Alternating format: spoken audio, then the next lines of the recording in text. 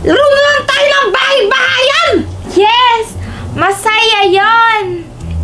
Pwede! Hindi pwede yan! Ang pangit ng larong yan!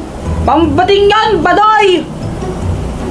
Ay! Hindi naman yung pambabae lang, no? Oo nga, kahit sino pwede sumali. Oo nga! Madaming role doon! May nanay, may tatay, may anak, tapos may lolo-lola! O, di ba? Oo nga, tama naman sila, Jopet! Pangit yung laro na yan! Tapos gusto mo lang yan, Nini, ikaw yung maging nanay!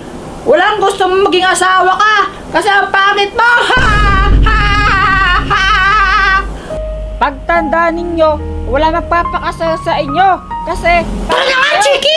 Iyan mo sila! Mga pangit! Mas pangit ka!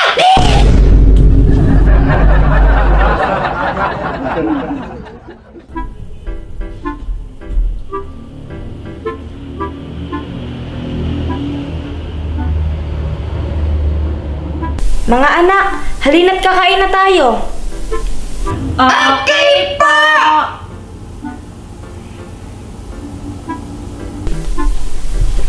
Hoy, ano ba? Kakain na nga eh. Dito na. Uy, Chiki! Punta na daw tayo doon!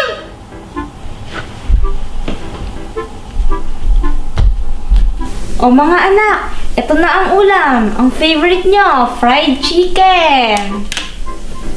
Yay! Grabe naman ang siya nyo masyado, no?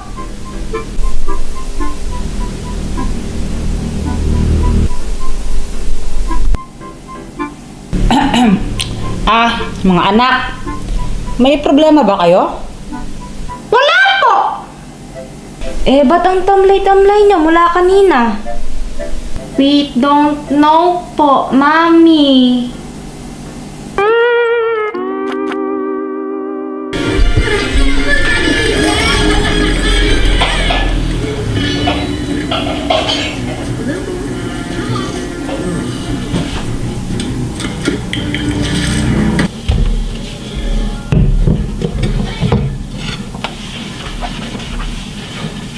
Abay, parang ang lalim ng iniisip mo, mahal. Yung mga anak natin parang may problema, ayaw naman magsabi. Abay, tungkol doon. Yung kwan yung kalaro nila, Toto, yung Toto. Kinusap ako kanina, nagsumbong. Yung isang kalaro daw nila, yung Jopet, parang binubuli yata silang dalawa. Kasi kanina, kwan, nagayaya silang maglaro ng bahay-bahayan. Tapos sinabihan na yung bahay-bahayan daw pang bading, tapos badoy. Tapos sinabihan daw ata sila na walang gusto magpakasal sa kanila o mag-asawa sa kanila kasi pangit daw sila. Aba, hindi pwede yung ganun. Bullying na yun eh. Oh. Hindi ako payag na ginaganyan ng mga anak natin. Kalma lang, baka marinig tayo. Ayun nga, kinausap ko na yung magulang ni Jopet. Sabi, pagsasabihin na daw yung bata. Pero ayun, sabi ko, kung uulitin yun, abay, ako nang gagawa ng paraan para matigil yung bullying na yan. O, anong gagawin yan natin? Abay, ayun nga, di ba, ang lungkot ng dalawa. Kaya may plano sana ako, gusto ko silang i-surprise. Kaso nga lang, kung pwede sana, paalisin mo muna sila dito sa bahay, lalo na sa sala, para makapag-set up ako. O sige, gagawan ko na lang ng paraan. Okay, kung ano, sabi mo na sila.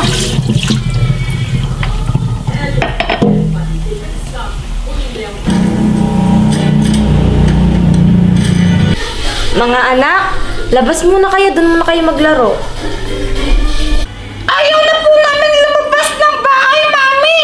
Dito na lang po kami ni Chiki! Opo, Mami. We're gonna watch na lang po ng TV. Abay, papatayin ko na tong TV na to. Kanina pa yan. Magka-iPad na lang po kami! Opo, Mami. Mag-a-iPad na lang po kami ni Ate Nini. Alam mo, para ang echo! Ay, bawal din kayong mag-iPad. Sasakit yung mga mata nyo dyan. Bawal pa rin po! Mag-sleep na nga lang po kami! Opo, Mami. Burger na split na lang po ni Ate Nini. Ulit-ulit ka, no? O sige, basta kapag pumasok na kayo sa kwarto ninyo, bawal na muna kayong lumabas, ha? Ate Nini, I'm sad. Ako din. Nawawalan na ako ng gana makipaglaro sa ibang kids. Parang tingin nila sa atin weirdo. Yeah, right.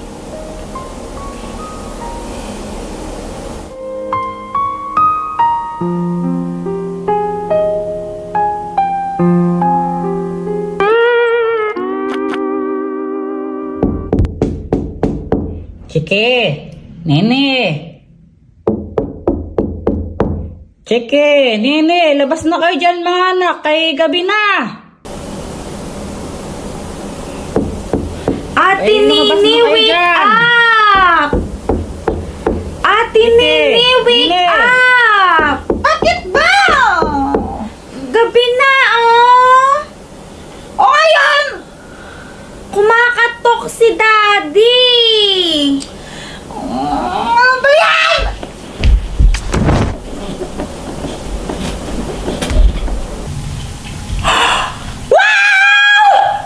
Ang ganda! Mga anak! Dito na, magbabahay-bahay pa tayo! Tara! Tara na, Chiki! Let's go!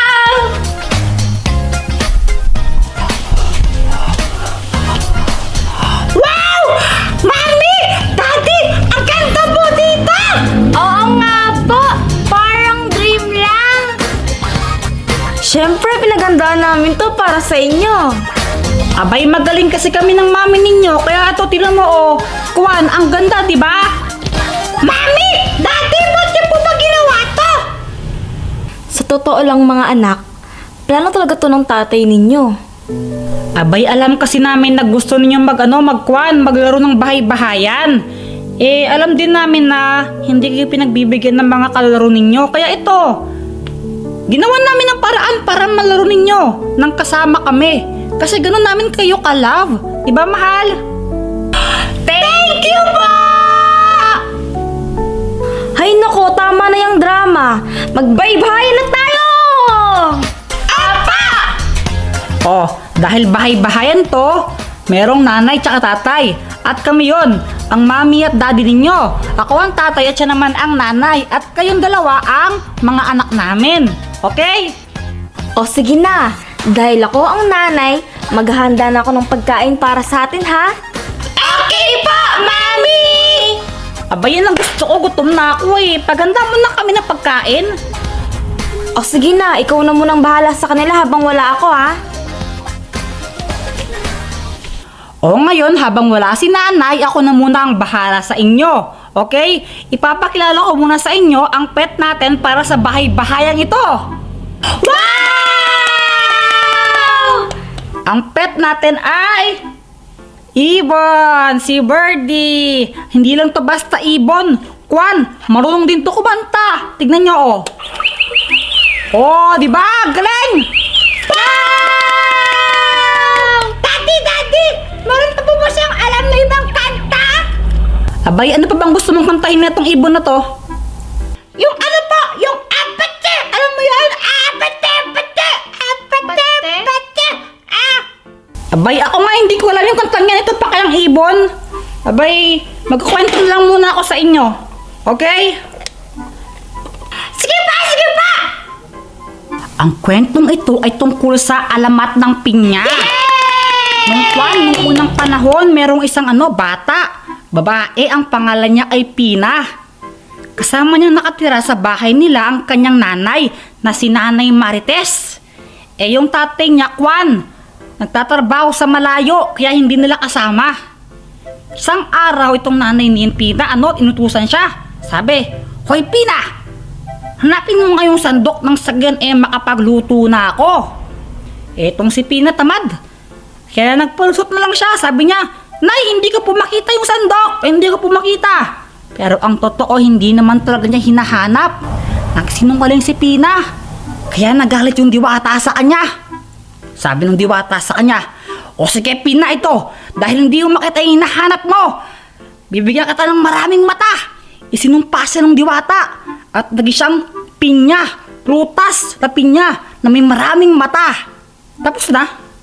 Yun na po yun!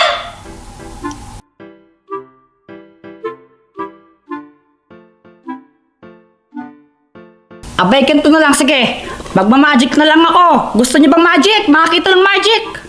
Sige pa! Sige pa! Mawawala to, no? In 1, 2, 3, 4. Uy! Tignan si Dora! Si Dora! Saan ba, Daddy? Saan? Wala naman po eh! Wala na yung lampara. Daddy, niloloko niyo po kami. O mga anak, kakain na. Thank you po, Mami.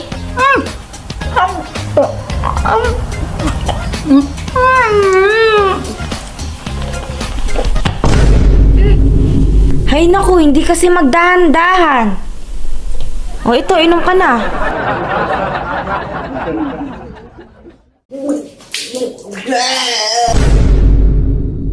Mama, pengi pong pera. Bibili lang ako tinapay. Sigurado ang tinapay bibilin mo, ha? Opo. Oh, pag ito ng computer mo lang, papaluin kita. Tingnan mo. Yay! Jepoy! Pa! Ibili mo nga muna ako ng asukal doon kila Aling Pasing, oh. Sige pa. A few moments later. Asan yung cookie donut ko?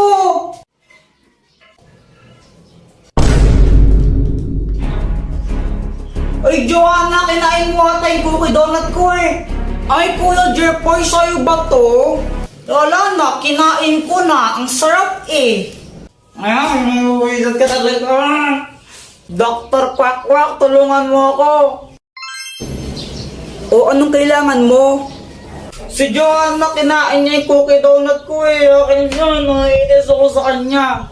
Kung gusto mong makaganti sa kanya, o ito gamitin mo, ang papel ng kamalasan! Kapag sinulot mo ang pangalan ng kahit sino dito, mamalasin siya na isang beses. Oh, lagot ka sa akin ngayon, Joanna.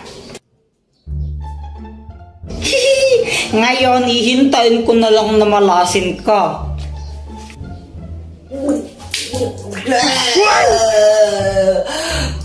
Mama, ang sakit ng tiyan ko. Samantha, tara laro tayo. Hala, Jepoy, aalis kami. Next time na lang tayo maglaro, okay? Okay. Nakakainip naman, wala akong kalaro. Alam ko na, mag-flames na lang ako. Flames.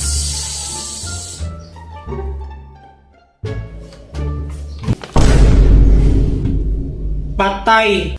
Hoy, Jepoy! Punyita ka ng bata, di ba sabi ko matulog ka, ha?